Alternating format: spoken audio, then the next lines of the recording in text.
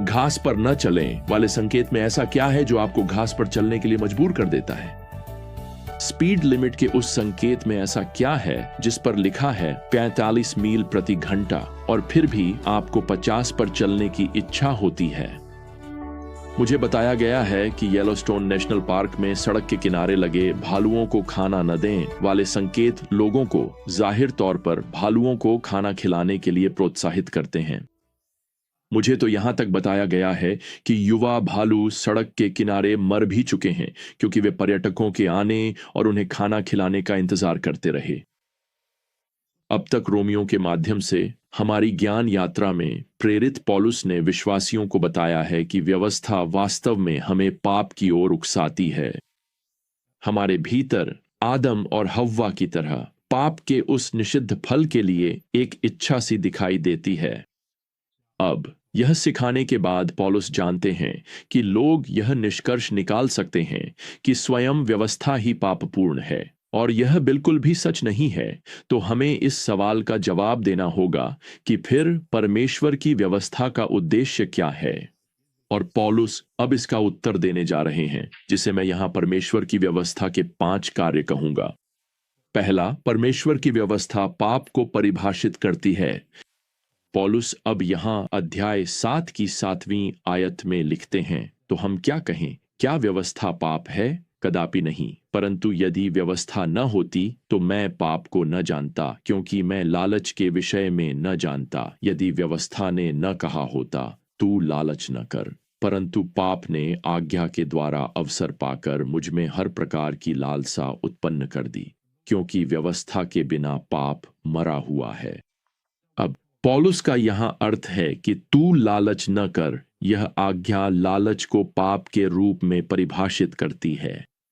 अब यह आज्ञा हमारे हृदय में लालच उत्पन्न नहीं करती और न ही यह लालच को दूर कर सकती है। यह केवल उस लालच की ओर ध्यान आकर्षित करती है जिसे हम महसूस करते हैं। यह आज्ञा हमारे उस विशेष निषिद्ध फल की इच्छा को उजागर करती है। हम उस चीज की लालसा करने लगते हैं जो हमारे पास नहीं है। हम उन चीजों की इच्छा करते हैं जो निषिद्ध हैं। असल में हम बहुत छोटी उम्र में ही लालच करना शुरू कर देते हैं। अपने 3 साल के बच्चे से कहिए कि उस फूलदान को मत छूना और वह तुरंत सोचने लगता है, अरे वह फूलदान तो पूरे घर की सबसे आकर्षक चीज है। अब फिर से किसी चीज को मना करने वाला नियम ही समस्या नहीं है। असल में अगर आप उस बोर्ड को नजरअंदाज कर देते हैं जिस पर लिखा है शार्क हैं, तैरना मना है, और फिर भी तैरने चले जाते हैं, तो अगर आप पर शार्क हमला कर दें तो आप उस बोर्ड को दोष नहीं दे सकते। इस उदाहरण में परमेश्वर का नियम वही बोर्ड है। यह तब यह परिभाषित करता है कि अगर आप इसका उल्लंघन करते हैं तो पाप क्या होगा। असल में परमेश्वर का वचन हमें बताता है कि अगर हम उसकी अवज्ञा करें तो यह कितना खतरनाक हो सकता है। तो अब नियम का दूसरा उद्देश्य यह है। दूसरा, परमेश्वर का नियम आत्मधार्मिकता को नष्ट कर देता है। पौलुस यहां अगली आयत 9 में लिखते हैं, मैं एक समय व्यवस्था के बिना जीवित था, पर जब आज्ञा आई तो पाप जीवित हो गया और मैं मर गया। वही आज्ञा जो जीवन का वादा करती थी मेरे लिए मृत्यु सिद्ध हुई। मुझे लगता है कि पौलुस यहां अपनी व्यक्तिगत गवाही दे रहे हैं। एक समय था जब वे अपने अच्छे कार्यों में आत्मविश्वास महसूस करते थे। वह फरीसियों में भी एक फरीसी था। वह नियम का सावधानी पूर्वक पालन करने वाला था। लेकिन फिर वह लिखता है, यहां आज्ञा आई और मैं मर गया। तो वह आज्ञा कब आई? मेरा मानना है कि वह वही क्षण था जब व्यवस्था देने वाला स्वयं दमिश्क के रास्ते में उसके सामने प्रकट हुआ और स्वर्ग से तेज प्रकाश चमका और पौलुस ने एक आवाज सुनी, तू मुझे क्यों सताता है? उसी क्षण पौलुस की आत्मधार्मिकता नष्ट हो गई थी। यूं कहें तो वह मारी गई थी। उसकी सारी धार्मिक उपलब्धियां और उसकी छोटी सी ट्रॉफी केस, आप जानते हैं, उस क्षण से उसके लिए कचरे के समान हो गईं। फिलिप्पियों 3:7-8। तो व्यवस्था मार डालती है। व्यवस्था आत्मधार्मिकता की किसी भी भावना को नष्ट कर देती है। अब तीसरा, यहां व्यवस्था का तीसरा कार्य है। परमेश्वर की व्यवस्था पाप की धोखाधड़ी को प्रकट करती है। पौलुस यहां 11वीं आयत में लिखता है क्योंकि पाप ने आज्ञा के द्वारा अवसर पाकर मुझे धोखा दिया और उसी के द्वारा मुझे मार डाला। तो अब पाप हमें कैसे नष्ट करता है और धोखा देता है? यह हमें पूर्ति का वादा करके धोखा देता है। पाप कहता है, अरे मैं उस इच्छा को तृप्त कर दूंगा, और शुरू में आपको तृप्ति का अनुभव भी होता है, लेकिन वह इच्छा फिर से लौट आती है और पहले से भी अधिक प्रबल होकर आती है, और तब आपको एहसास होता है कि आप वास्तव में संतुष्ट नहीं हुए थे। देखिए, पाप कभी भी संतुष्टि नहीं देता, यह केवल इच्छा को और भड़काता है। पाप आपको सुरक्षा के बारे में भी धोखा देता है। यह आपसे कहता है, सुनो, आगे बढ़ो, तुम किसी को नुकसान नहीं पहुंचाओगे, तुम ठीक रहोगे। मैं यहां लेखक गैरी रिचमंड के बारे में सोचने से खुद को रोक नहीं पाया, जो एक चिड़ियाघर के रखवाले थे।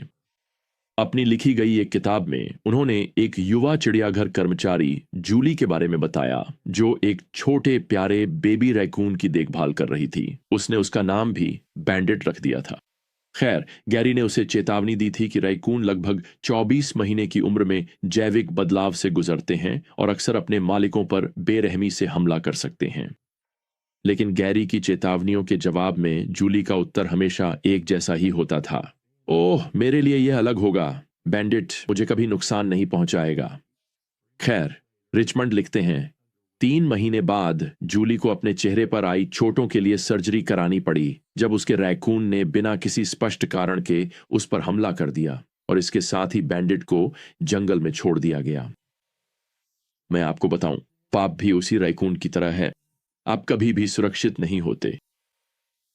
पाप आपको उसकी गुप्तता के बारे में भी धोखा देता है। यह कहता है, कोई कभी पता नहीं लगाएगा, कोई नहीं जानेगा सिवाय तुम्हारे। इसके अलावा पाप कहता है, सुनो, जो कुछ भी तुम निजी तौर पर करते हो वह कभी भी तुम्हें सार्वजनिक रूप से प्रभावित नहीं करेगा। यह एक झूठ है प्रियजनों।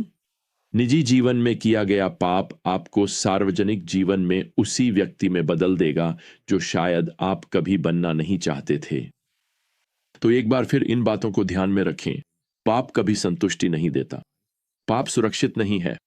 पाप आपको परमेश्वर के नैतिक मानकों से भटका देगा, और जब पाप के लिए कोई पश्चाताप नहीं होता तो वह लोगों को परमेश्वर के शाश्वत न्याय की ओर ले जाता है। अब यहां व्यवस्था का चौथा कार्य है। परमेश्वर की व्यवस्था एक पवित्र मानक का वर्णन करती है। पौलुस यहां पद 12 में लिखते हैं, व्यवस्था पवित्र है और आज्ञा भी पवित्र, धर्मी और उत्तम है।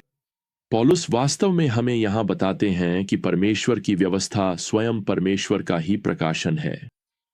परमेश्वर के धर्मी, उत्तम और पवित्र वचन को जानना उनके पवित्र, धर्मी और उत्तम स्वभाव को जानना है, और यह ज्ञान आपको उनके चरणों में झुकने और उनके पुत्र यीशु मसीह को अपने जीवन का प्रभु स्वीकार करने के लिए प्रेरित करता है।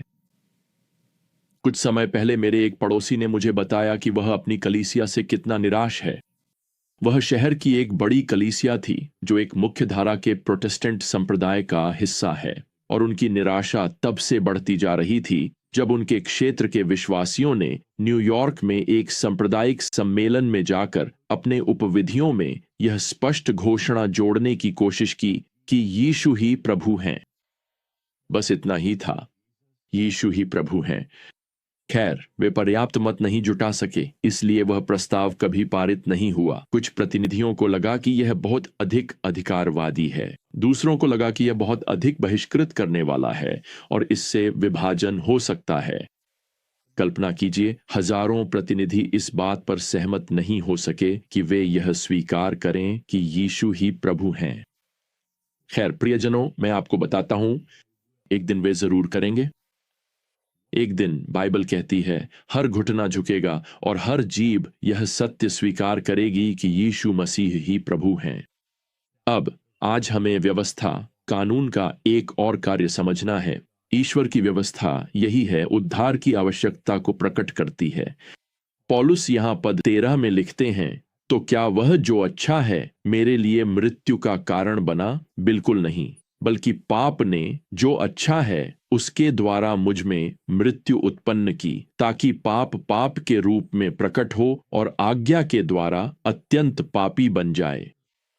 वह यही कह रहे हैं, यदि आप परमेश्वर के वचन की अनदेखी करते हैं तो पाप अब पाप जैसा नहीं लगता, और इसी कारण लोग आज यह कह सकते हैं कि वे परमेश्वर में विश्वास करते हैं और फिर भी जो चाहें वह करते हैं। लेकिन यदि आप परमेश्वर की आज्ञा, परमेश्वर के वचन को स्वीकार करते हैं तो आपको एहसास होता है कि आप कितने पापी हैं, और यह कि व्यवस्था को मानने की कोशिश कभी भी समाधान नहीं होगी। देखिए, व्यवस्था इसलिए नहीं दी गई थी कि आपको यह दिखाया जाए कि उद्धार पाने के लिए आपको कितना अच्छा होना चाहिए।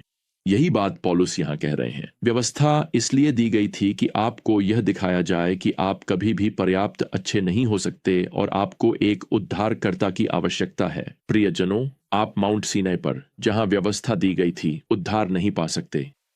आप केवल माउंट कैलवरी पर, जहां मेमना दिया गया था, उद्धार पा सकते हैं।